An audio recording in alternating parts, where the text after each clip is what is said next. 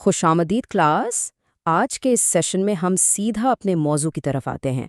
آج ہم تاریخ کے بکھرے ہوئے بے شمار حقائق کو جوڑ کر ایک انتہائی منظم اور زبردست مطالعاتی خاکہ تیار کر رہے ہیں۔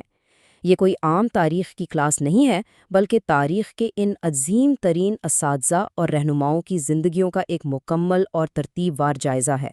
اس کا مقصد یہ ہے کہ ہم تاریخ کے ان اہم ترین ابواب کو بالکل واضح اور آسان انداز میں سمجھ سکیں۔ تو کیا سب تیار ہیں؟ آج کے ہمارے ایجنڈے کو جلدی سے دیکھ لیتے ہیں۔ ہم کور کریں گے پیغمبروں کی تاریخ، ان کے خاندانی تعلقات، حیرت انگیز معجزات، مختلف قومیں اور آخر میں وہ اخلاقی اسباق جو ہم ان سے سیکھ سکتے ہیں۔ یہ نصاب ان پیچیدہ تاریخی ادوار کو چھوٹے اور قابل فہم حصوں میں بانٹ دے گا تاکہ ان عظیم شخصیات کے درمیان موجود تعلق بالکل صاف ہو جائے۔ پہلا حصہ پیغمبروں کی تاریخ اور رہنماؤں کا تسلسل۔ تو چلیے سب سے پہلے اپنی تاریخ کی بنیاد کو سیٹ کرتے ہیں۔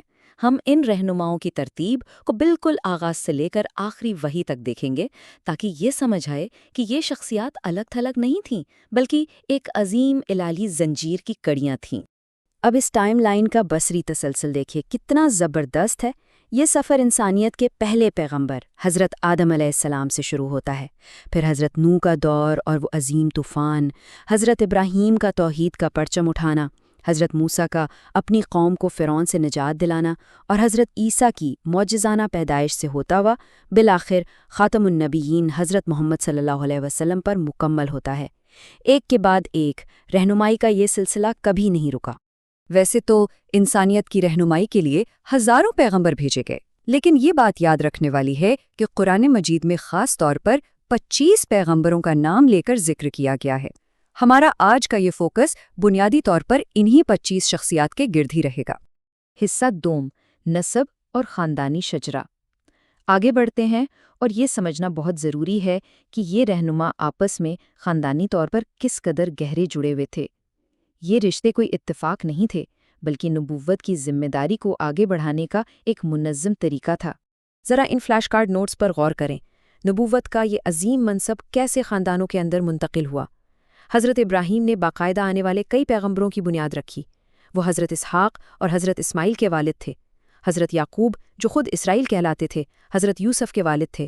حضرت داؤد اور حضرت سلیمان میں بھی باپ بیٹے کا رشتہ تھا، اور ادھر حضرت ہارون نے اپنے بھائی حضرت موسیٰ کے لیے ایک بہترین ترجمان کا کردار ادا کیا۔ سب ایک دوسرے سے جڑے ہوئے ہیں۔ اور اب یہاں خاندانی حمایت کی اہمیت دیکھیں۔ حضرت محمد صلی اللہ علیہ وسلم کو اپنے ابتدائی بچپن میں والدہ آمنہ اور دائی حلیمہ کی شفیق دیکھ بھال ملی، اور پھر بعد کی زندگی میں جب مشکلات بڑھیں تو ان کے لے پالک بیٹے زید، ان کے چچا عباس اور ان کی بیٹی فاطمہ نے انتہائی کٹھن حالات میں ان کا کس طرح زبردست ساتھ دیا۔ خاندانی ڈائنامکس کا یہ فرق بہت اہمیت کا حامل ہے۔ حصہ سوم، معجزات اور نشانیاں۔ اچھا، اب باری ہے ہماری اس انٹریکٹیو کلاس میں ایک چھوٹے سے نالج چیک کی۔ چلیے ان غیر معمولی معجزات پر نظر ڈالتے ہیں جو ان پیغمبروں کی صداقت ثابت کرنے کے لیے عطا کیے گئے تھے۔ ہسٹری کے اسٹوڈنٹس کے لیے ایمان کی آزمائش کو اس سے ڈرامائی واقعہ شاید ہی کوئی ہو۔ ذرا جلدی سے سوچیں، وہ کون سے پیغمبر تھے جنہوں نے پورے 3 دن ایک ویل مچھلی کے پیٹ میں گزارے؟ بالکل صحیح، حضرت یونس علیہ السلام۔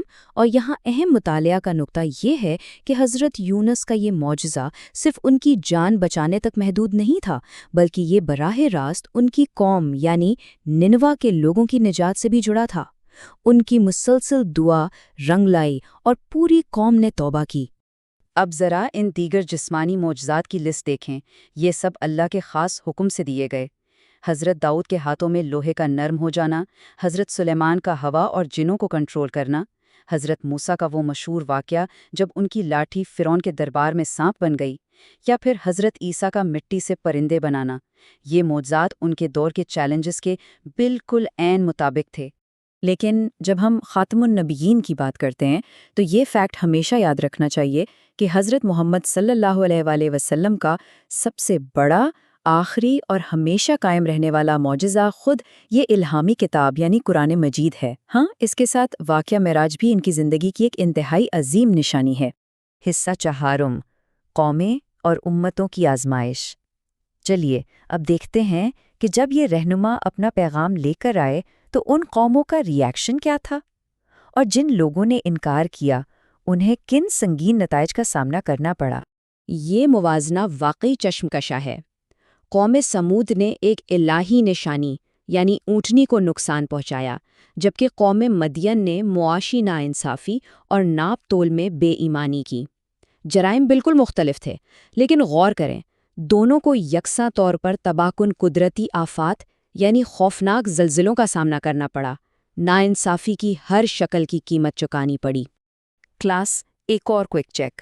تاریخ میں درج سب سے ہولناک سزاؤں میں سے ایک کی بات کرتے ہیں۔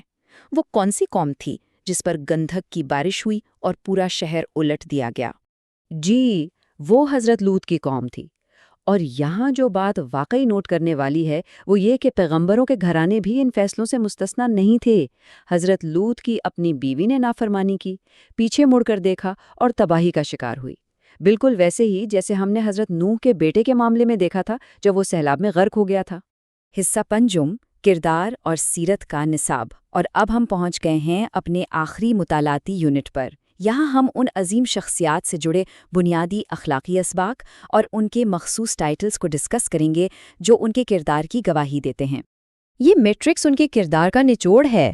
حضرت ایوب کا سب کچھ کھو دینے پر بھی صبر کی عظیم مثال بننا، حضرت یوسف کا کنویں اور قید میں ثابت قدم رہنا، یا پھر حضرت ابراہیم کا خلیل اللہ ہونے کے ناطے دہکتی آگ میں بے خوف کھڑے رہنا۔ یہ القابات انہیں بیٹھے بٹھائے نہیں مل گئے تھے، انہوں نے ان کے لیے کڑی آزمائشیں دی تھیں۔ تو اس سب کا سب سے اہم سبق کیا ہے؟ وہ اس ایک جملے میں قید ہے: اللہ کے حکم کے سامنے سر تسلیم خم کرنا۔ حضرت ابراہیم کی اس حتمی آزمائش کو یاد کریں، ان کا اپنے ہی بیٹے کی قربانی دینے کے لیے تیار ہو جانا صرف اس لیے کہ انہیں ایسا کرنے کا حکم ملا تھا۔ یہ ہے کامل سپردگی۔ جلدی سے ان حقائق کو اپنے نوٹس میں لکھ لیں۔ یہ فیکٹس ہمیں بتاتے ہیں کہ ہر پیغمبر کی سکلز کتنی مختلف تھیں۔ قلم کا سب سے پہلا استعمال حضرت ادریس نے کیا۔ حضرت داؤد جیسا عاجز چرواہا ایک جنگجو بن کر ابھرا، اور حضرت عیسیٰ اور حضرت ادریس کو زندہ آسمانوں پر اٹھا لیا گیا۔ ہر ایک کی میراث منفرد تھی۔ اور اب سب سے اہم بات، ان تمام مختلف ادوار، الگ الگ معجزات اور الگ الگ قوموں کے باوجود ان سب کا سلیبس اور پیغام ایک ہی تھا، اور وہ تھا ایک خدا کی عبادت یعنی توحید۔ یہی اس پورے تاریخ کا مرکز ہے۔ اسی کے ساتھ ہمارا آج کا یہ سیشن ختم ہوتا ہے، لیکن جانے سے پہلے اس آخری سوال پر ضرور غور کیجیے گا۔ ان کی یہ مشترکہ میراث انسانی تاریخ کو دیکھنے کا ہمارا نظریہ کس طرح بدلتی ہے؟ اس سوال کو ایک نقطۂ آغاز سمجھیں اور ان ناقابل یقین تواریخ کی مزید گہرائی میں جائیں۔ سیکھنے کا عمل کبھی رکنا نہیں چاہیے۔